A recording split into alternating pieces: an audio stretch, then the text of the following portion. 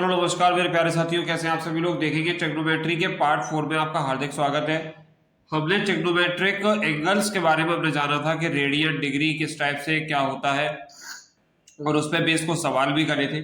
उसी सीक्वेंस को आगे बढ़ाते हुए, जैसा कि मैंने आपसे बोला था ट्रिग्नोमेट्रिक सीरीज के बारे में, तो उसी सीरीज को आगे बढ़ाते हुए आज हम कुछ फंक्शंस के बारे में जानेंगे। वैसे फंक्शंस, वैल्यूज और भी बहुत सारे डीप में मैंने सारी की सारी वीडियोस मैंने आपको प्रोवाइड कर रखी है। एक बार उनको जाके देख लीजिए, डिस्क्रिप्शन में उनका लिंक प्रोवाइड करा दूंगा, तो एक बार उनको जाके चेक कर लीजिए कि उनसे आपको पहले आपको बेसिक जानने को मिल जाएगा, और बेसिक के बाद फिर आप इन वीडियो को देखोगे तो अच्छे से आपको समझ में आएगा। और उनकी सभी की लिंक मैं आपको डिस्क्रिप्शन में पिन करा दूंगा, ठीक है। चलिए आइए, तो ट्रिग्नोमेट्रिक फंक्शंस के बारे में जानते हैं कि आखिरकार ट्रिग्नोमेट्रिक फंक्शंस क्या होते हैं। तो ट्रिग्नोमेट्रिक फंक्शंस मींस जो हमारे राइट एंगल ट्रायंगल होता है, तो राइट एंगल ट्रायंगल में हमारा जो 90 डिग्री का एंगल है और बाकी के दो हमारे एक्यूट एंगल्स हैं, तो हम एक बात जानते हैं कि जो बाकी के दो जो एक्यूट एंगल्स हैं उनको किसी न किसी फंक्शन के रूप में एक्सप्रेस किया जाएगा। तो उनको sine, cos, tan, cot, cosec, sec, तो इन फंक्शंस के रूप में एक्सप्रेस किया जाता है। तो इन फंक्शंस को हम ट्रिग्नोमेट्रिक फंक्शंस के नाम से जानते हैं। जैसा मैंने आपको बताया भी था कि जो हमारा राइट एंगल ट्रायंगल है, इसमें एक एंगल हमारा 90 डिग्री होता है और बाकी के दो हमारे एक्यूट एंगल होते हैं।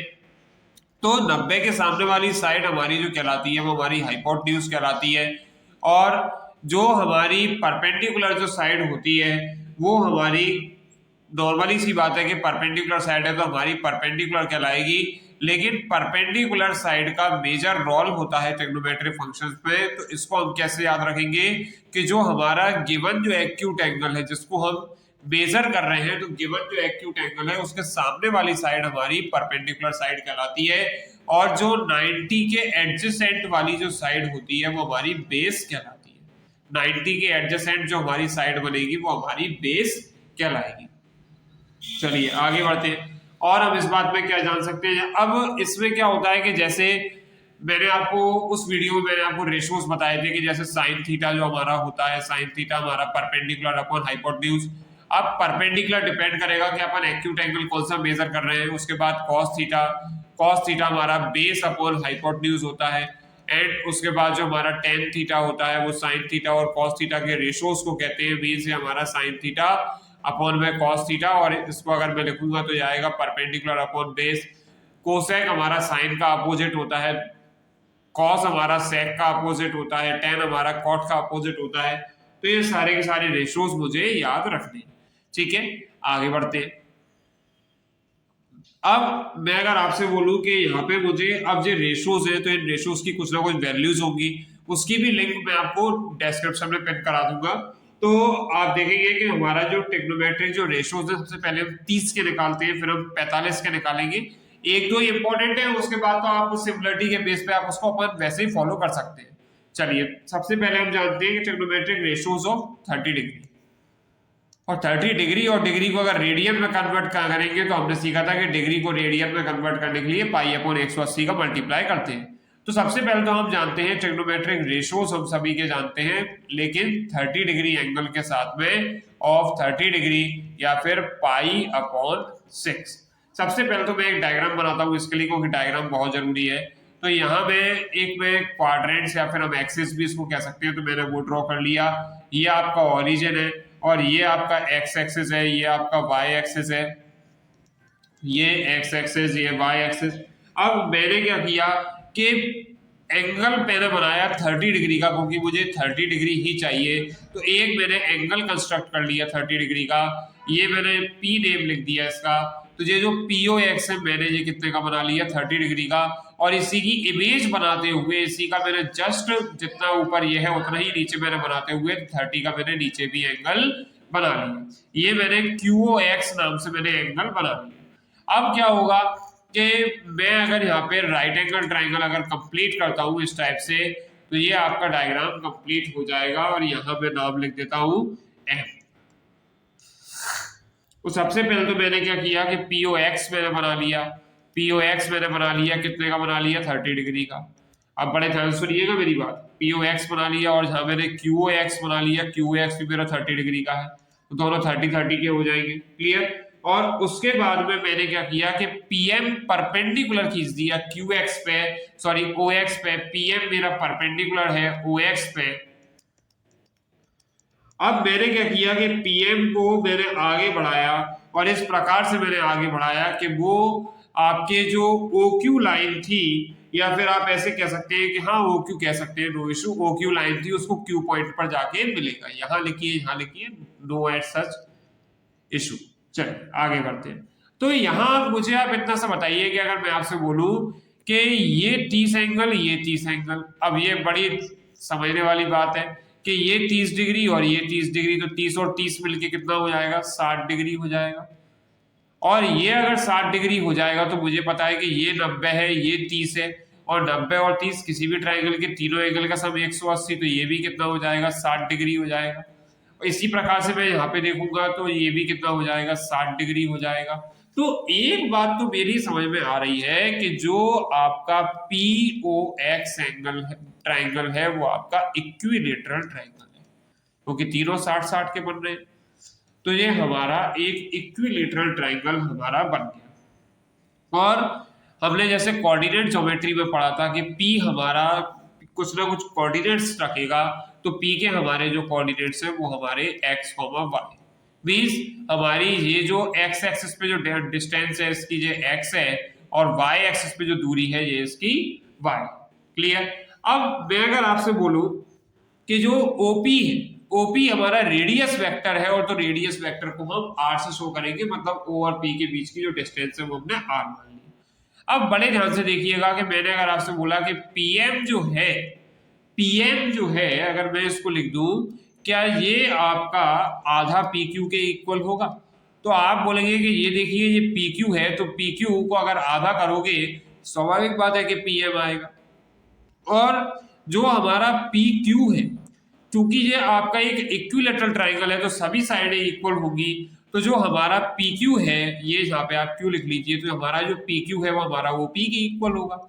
इसको आधा ओपी के भी इक्वल कह सकते हैं, सभी साइडें इक्वल है, पी क्यू ओपी सभी साइडें इक्वल है, और ओपी हमारा रेडियस वेक्टर है। तो एक बात क्लियर है कि पीएम कितना आ गया, 1/2 आर आ गया। अब मुझे इतना बताइए कि पीएम की वैल्यू कितनी है, तो आप बोलेंगे कि सर पीएम की वैल्यू तो y है, तो y is equal to 1/2 r आ गया। अब अगर मैं पाइथागोरस थ्योरम लगा दूं तो यहाँ पे पाइथागोरस थ्योरम क्या कहेगी कि OP का square is equal to OM का स्क्वायर प्लस PM का स्क्वायर। OP का square is equal to OM का स्क्वायर प्लस PM का स्क्वायर। तो मुझे बताइए OP की वैल्यू कितनी है, r का square is equal to x square plus y square.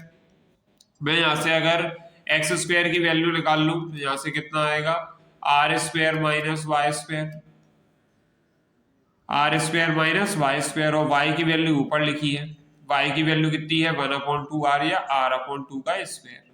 तो ये कितना हो जाएगा, R square minus R square upon 4। ये अपन सीख रहे हैं कि जो 30 अपन ने जो लास्ट जो अपन ने वीडियो में सीखा था कि 30 की वैल्यूज होती है, 30 की वैल्यू को ड्राइव कैसे की जाती है, क्योंकि जो ट्रिग्नोमेट्रिक सीरीज है मतलब हायर क्लास की चीजें हैं, तो यहाँ पे अपने वो सारी चीजें ड्राइव करना सीखना है।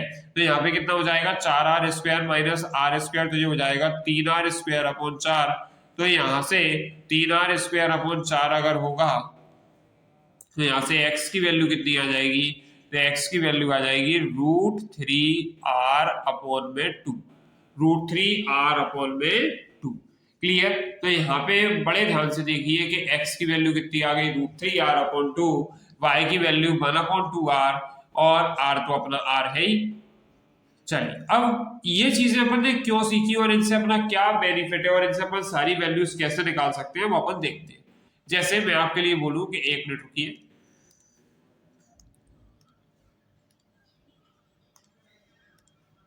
जैसे देखिए मैंने आपको क्या बोला कि x इज इक्वल टू कितना आ गया, x इज इक्वल टू आ गया √3 upon 2 into R, y is equal to 1/2 R, और r तो अपनी जगह r है ही।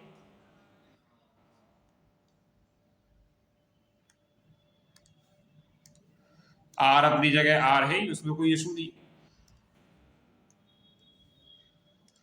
अब ये क्या हो जाएगा, मैंने आपको बोला कि ये अपना इस टाइप से अपना एक ट्राइंगल बना था, ये अपना ओरिजिन था, ये अपना पोजीशन वेक्टर था, और ये इस टाइप से ये अपना पोजीशन वेक्टर है, ये O है, ये अपना M है, ये अपना X है, ये Y है, ये 30 डिग्री का एंगल है। ये आपका 30 डिग्री का एंगल। अब मैं अगर आपसे बोलूं कि साइन 30 की वैल्यू कितनी होगी, तो साइन 30 आप बोलेंगे कि सर साइन 30 जो होता है ना, वो हमने पढ़ा है कि sine theta given acute angle के सामने वाली साइड होती है। तो यहाँ पे आप बोलेंगे कि सर ये तो पीएम होगा और अपोल में ओपी होगा। तो पीएम की वैल्यू कितनी है, तो पीएम आप बोलेंगे कि सर ये तो वाई है।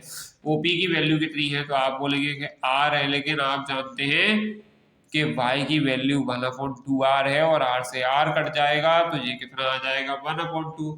तो इसलिए साइन 30 की वैल्यू कितनी होती है 1/2। उसके बाद नेक्स्ट देखिए cos 30। तो cos 30 कितना होता है, बेस बेस मतलब OM और अपॉन में परपेंडिकुलर मतलब OP।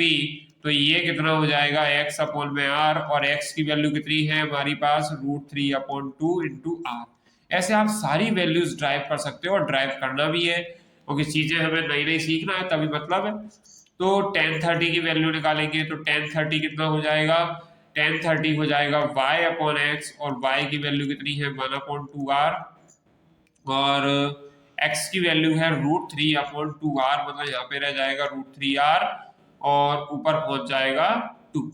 क्लियर। जी हमारा y, सॉरी y में तो r तो ऊपर आएगा ना, क्योंकि 1/2r है या r/2। तो यहाँ पे आप देखेंगे कि r से r कैंसिल, 2 से 2 कैंसिल, तो यहाँ पे कितना आएगा 1/√3। और जो हमारा कोसेक होता है वो हमारा कोसेक साइन का जस्ट अपोजिट होता है, तो उसकी वैल्यू 2 हो जाएगी। सेक 30 की वैल्यू कितनी हो जाएगी, सेक 30 की वैल्यू 2/√3 हो जाएगी, और कॉट 30 की वैल्यू हमारे पास √3 हो जाएगी। तो इस टाइप से हम सारी की सारी 30 वैल्यूज को हम ड्राइव कर सकते हैं। मैं आपको 45 की और ड्राइव करके दिखाता हूं, और इसी टाइप से आप 60, 90 की भी आप ड्राइव कर सकते हैं। चलिए 45 की सीखते हैं। और आपको सीरीज कैसी लग रही है अपने मैक्सिमम फ्रेंड्स के साथ में शेयर करिए, और सीरीज कैसी लग रही है मुझे कमेंट सेक्शन में बिल्कुल बताइएगा, ताकि मैं और भी इस टाइप की सीरीज आपके लिए फ्यूचर में प्लान कर सकूं। चलिए 45 के लिए अपन जानते हैं कि आखिरकार 45 के लिए हम क्या क्या कैसे कैसे कर सकते हैं। तो 45 की वैल्यूज को हमें ड्राइव करना है, तो इसके लिए हम क्या करेंगे, सेम डायग्राम बनेगा, डायग्राम में कोई ऐसा इशू नहीं। तो यहाँ ये कितना होगा कि मैंने क्या किया कि ये एक हमारा एक्सिस ले लिया, ये हमारा y एक्सिस हो जाएगा, दोनों जहाँ पे मिलेंगे वो ओरिजिन हो जाएगा। ये हमारा पोजीशन वेक्टर हो जाएगा, और पोजीशन वेक्टर हो जाएगा तो ये हमारा इस टाइप से हो जाएगा।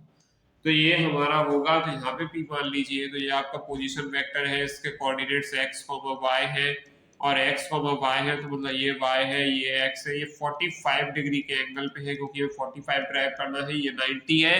तो आप बोलेंगे सर एक बात मैं आपसे बताना चाहूंगा कि ये 90 है, ये 45 है, तो ये भी कितना होगा 45, और ये जो पोजीशन वेक्टर है ये कितना है r।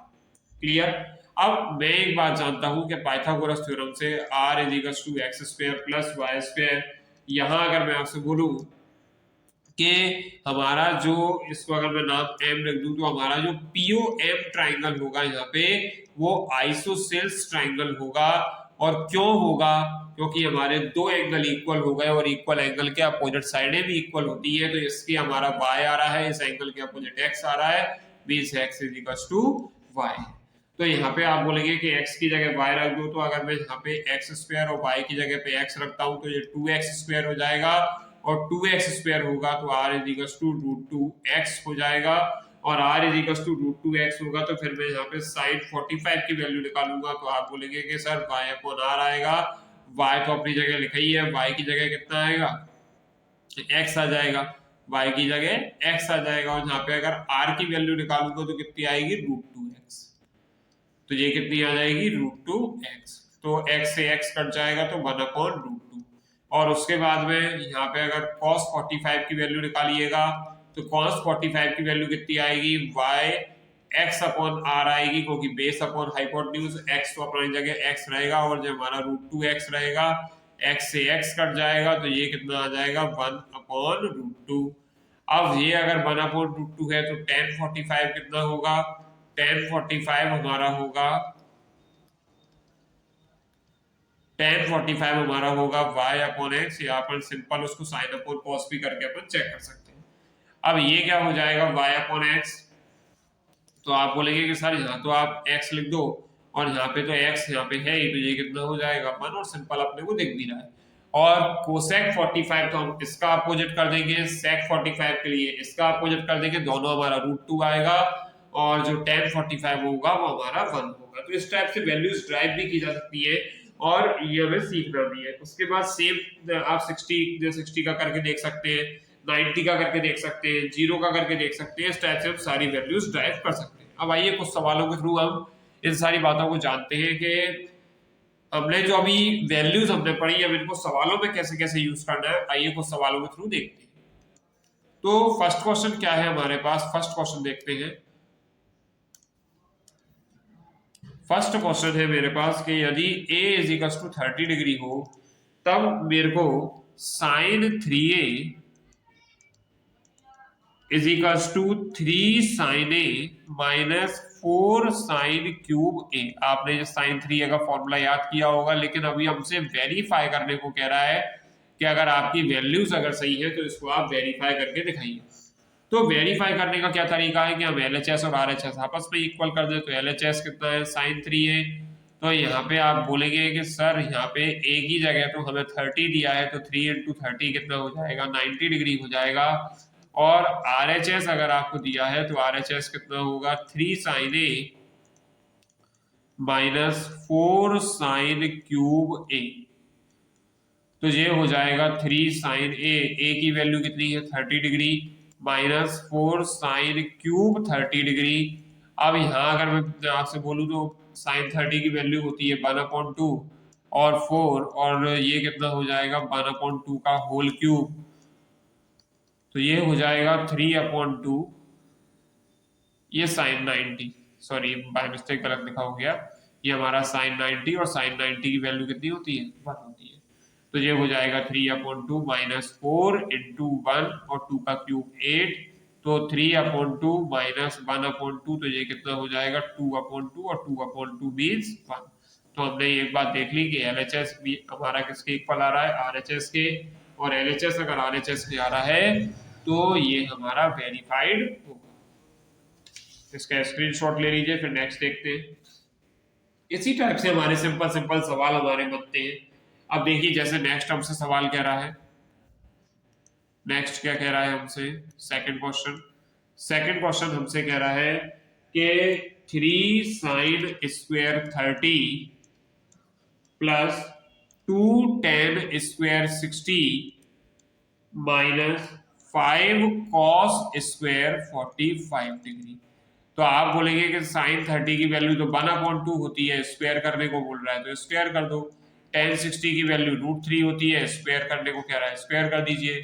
cos 45 की 1/2, तो ये कितना हो जाएगा, तो ये हो जाएगा 3, और 1 का स्क्वायर 1, 2 का स्क्वायर 4, प्लस 2 √3 का स्क्वायर 3, माइनस 5 × 1 का स्क्वायर 1, और अपॉन में √2 का स्क्वायर 2, तो ये हो जाएगा 3/4 प्लस 3 × 2 = 6 माइनस 5/2। एलसीएम ले लीजिए, 4 एलसीएम आ जाएगा, तो 3 + 4 6 4 = 24 माइनस 2 2 = 4 और 5 2 = 10, तो ये कितना हो जाएगा 27 में 10 जाएगा तो 17/4 इसकी वैल्यू आ जाएगी। और 17/4 को अगर मिक्स फ्रैक्शन में करेंगे तो 4 होल 1/4।